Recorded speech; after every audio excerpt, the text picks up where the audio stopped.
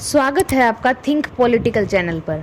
आज हम पढ़ेंगे part 1 of Indian constitution that is union and it's territories, जो कि आता है आर्टिकल 1 to 4 में। आज इंडिया कुछ ऐसा दिखता है, पर इंडिया बिफोर इंडिपेंडेंस कुछ ऐसा दिखता था। यह अलग अलग पार्ट्स में डिस्ट्रीब्यूटेड था, जैसे ब्रिटिश इंडिया, प्रिंसली स्टेट्स, और इसके कुछ पार्ट्स को फ्रेंच और पुर्तगीज भी कंट्रोल करते थे।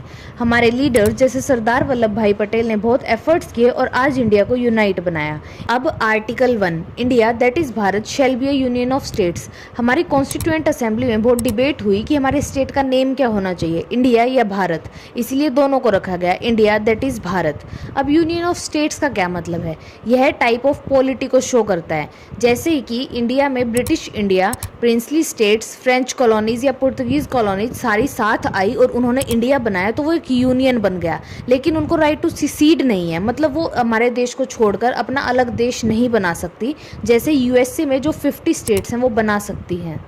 अब टेरिटरी ऑफ इंडिया में क्या क्या आता है? हमारे सारे स्टेट्स की टेरिटरीज, जैसे हरियाणा, पंजाब, राजस्थान, तमिलनाडु, इन सभी की टेरिटरीज सारी यूनियन टेरिटरीज जो कि फर्स्ट शेड्यूल में स्पेसिफाई की गई हैं, और कुछ ऐसी टेरिटरीज जिन्हें इंडिया में भी आगे एक्वायर करे। नेक्स्ट है आर्टिकल 2, जो बात करता है एडमिशन और इस्टेब्लिशमेंट ऑफ न्यू स्टेट्स की। पार्लियामेंट किसी भी लॉ से यूनियन में किसी न्यू स्टेट को एडमिट या इस्टेब्लिश कर सकती है। फॉर एग्जांपल 1975 में सिक्किम को इंडिया का एज ए इंटीग्रल पार्ट माना गया।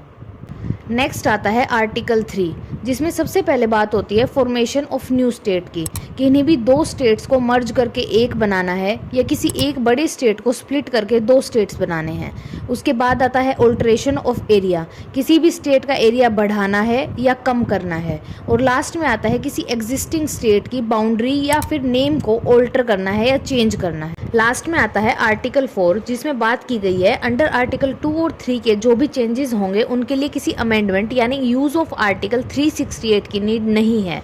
जब तक हमारे स्टेट इंडिया की टेरिटरी किसी और स्टेट को नहीं दी जा रही, तब तक अमेंडमेंट की कोई नीड नहीं।